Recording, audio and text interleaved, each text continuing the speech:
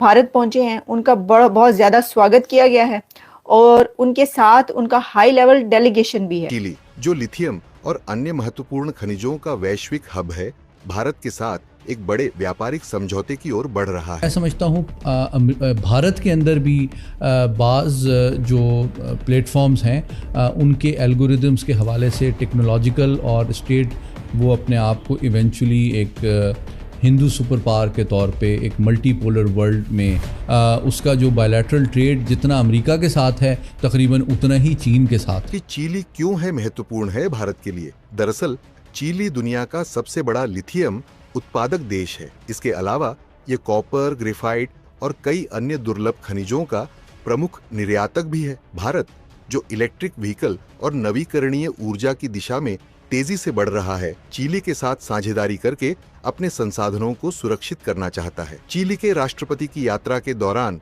निम्नलिखित क्षेत्रों में सहयोग पर समझौते हो सकते हैं, जैसे लिथियम और अन्य दुर्लभ खनिजों की आपूर्ति सुनिश्चित करना, संयुक्त खनन परियोजनाओं की स्थापना, भारत में मैन्युफैक्चरिंग यूनिट्स के लिए खनिजों की प्रोसेसिंग, रिन्यूएबल एनर्जी और इलेक्ट्रिक व्हीकल इंडस्ट्री में सहयोग। वैसे भारत पहले से ही ऑस्ट्रेलिया और अर्जेंटीना के साथ लिथियम के लिए समझौते कर चुका है। अब चिली के साथ साझेदारी करके भारत अपनी सप्लाई चेन को और मजबूत बना रहा है। तो चिली के प्रेसिडेंट हैं, उनके बारे में जैसे मैंने कहा गैब्रियल बोरिक, और वो पहली मर्तबा भारत पहुंचे हैं, उनका बहुत ज़्यादा स्वागत किया गया है और उनके साथ उनका हाई लेवल डेलीगेशन भी है। और उस हाई लेवल डेलीगेशन में कौन कौन लोग हैं? तो उसमें डिग्निटरीज हैं, चिली के बिजनेसमैन हैं, बिजनेस ऑर्गेनाइजेशंस हैं, पार्लियामेंटेरियंस हैं। अब इसी से आप अंदाज़ा कर सकते हैं कि अगर बिजनेस ऑर्गेनाइजेशंस एंड बिजनेसमैन हैं तो क्या उनका प्लान है।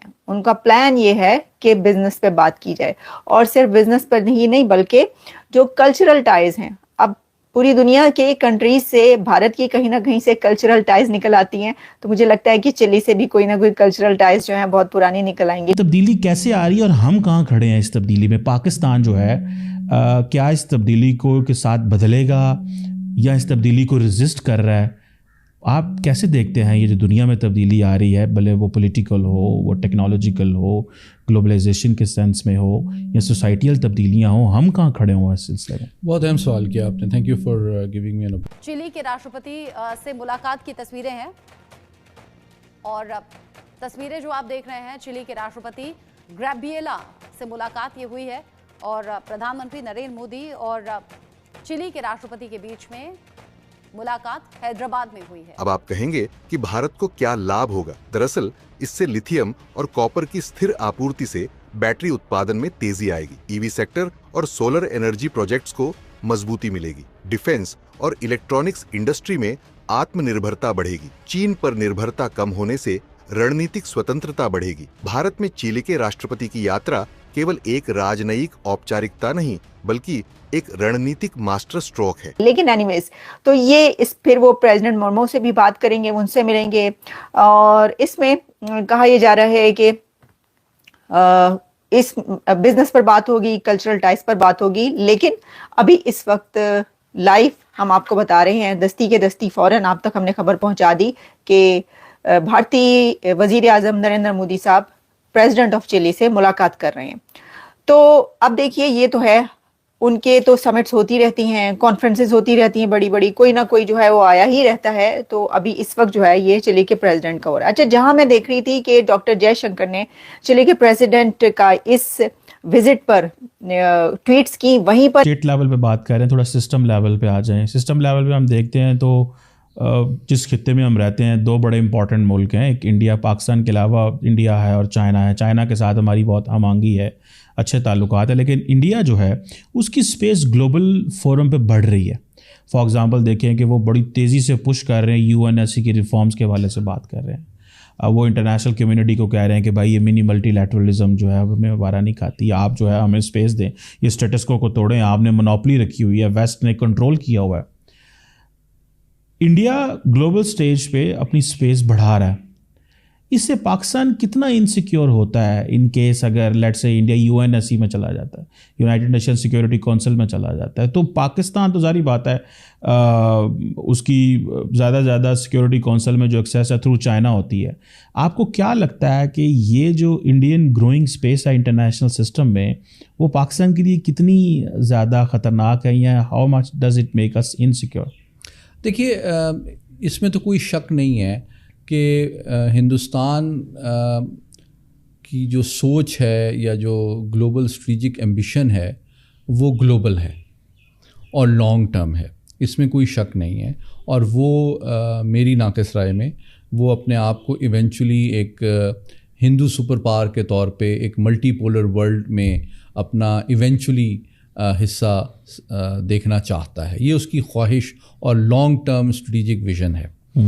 अलबत्ता ये विज़न किस अंदाज में परसू किया जा रहा है, ये वो मैं समझता हूँ बहुत अहम पहलू है, जिसमें जो स्टेटस को वर्ल्ड पावर्स हैं या इमर्जिंग या रिसर्जेंट पावर्स हैं या जो ख़ित्ते के दीगर ममालिक हैं या इवन P5 भी जो है उसको निगलेक्ट या इग्नोर नहीं कर सकती है। चाइना भी एक मल्टीपोलर वर्ल्ड चाहता है, रूस भी एक मल्टीपोलर वर्ल्ड चाहता है, और मैं समझता हूँ हमारे जो अमरीकी दोस्त हैं उनके लिए ये मामला एक बहुत बड़ा और इंटरेस्टिंग लम्हा फ़िक्रिया होना चाहिए कि जहाँ वो एक जानिब स्ट्रेटेजिक और डिप्लोमेटिक और इकोनॉमिक सपोर्ट प्रोवाइड कर रहे हैं इंडिया के राइज़ और बिल्डअप की as part of the Indo Pacific strategy, वहाँ उनको ये बात निगलेक्ट नहीं करनी चाहिए कि इवेंचुअल जो एंड है भारत का वो शेयर करता है मॉस्को और बीजिंग के साथ एक मल्टीपोलर वर्ल्ड का। तो अगर तो अमेरिका का बुनियादी at the systemic level objective status को एक्सटेंड या सिक्योर करना है और एक मल्टीपोलर वर्ल्ड ऑर्डर के इमर्जेंस को डिले या डिसरप्ट करना है, तो मैं समझता हूँ इसमें सबसे बड़ा ट्रोजन हॉर्स तो उनके अलायंस सिस्टम में भारत बनता है, जो कि उनके वसाइल, उनकी सिफारतकारी, उनकी डिफेंस टेक्नोलॉजी के ज़रिए से चीन को कंटेन करने के नैरेटिव के गार्ब में इवेंचुअली ख़ुद एक मल्टीपोलर वर्ल्ड को शेप करके उससे अपने सॉवरेंटी और स्ट्रेटेजिक ऑटोनॉमी को प्रिजर्व भी कर। नमस्कार दोस्तों, चिली के प्रेसिडेंट भारत के दौरे पे आए हुए हैं। दोनों देशों के बीच कई अहम मुद्दों पर चर्चा हुआ। चिली के प्रेसिडेंट की यह पहली दौरा है भारत का। चिली के प्रेसिडेंट की भारत दौरे से चाइना बहुत हैरान है। चिली लिथियम का दुनिया का सबसे बड़ा हब है। लिथियम इलेक्ट्रिक कारों को बनाने के लिए यूज़ किया जाता है। भारत चीन और अन्य देशों से लिथियम मंगवाता है। चिली के प्रेसिडेंट 40 डेलीगेशन टीम के साथ भारत आए हुए हैं। खबरों के मुताबिक बताया जा रहा है यह 40 डेलीगेशन टीम बड़े बिजनेसमैन हैं जो भारत में इन्वेस्टमेंट करना चाहते हैं। चिली भारत के लिए बहुत ही इम्पोर्टेंट देश होने वाला है। चिली दुनिया का सबसे ज़्यादा लिथियम का उत्पादन करता है। इसके अलावा कॉपर, ग्रेफाइट, अन्य दुर्लभ खनिजों का निर्यातक भी है। भारत इलेक्ट्रिक व्हीकल नवीकरणीय ऊर्जा की ओर तेज़ी से बढ़ रहा है। भारत चिली के साथ साझेदारी करके अपनी संसाधनों को सुरक्षित रखना चाहता है। भारत और चिली दोनों देशों के बीच कई अहम मुद्दों पर चर्चा हुआ। चिली के प्रेसिडेंट की भारत यात्रा से भारत और चिली दोनों देशों के बीच संबंध और स्ट्रॉन्ग होने वाले हैं। दोस्तों, वीडियो अच्छी लगी तो वीडियो को लाइक, चैनल को सब्सक्राइब करना ना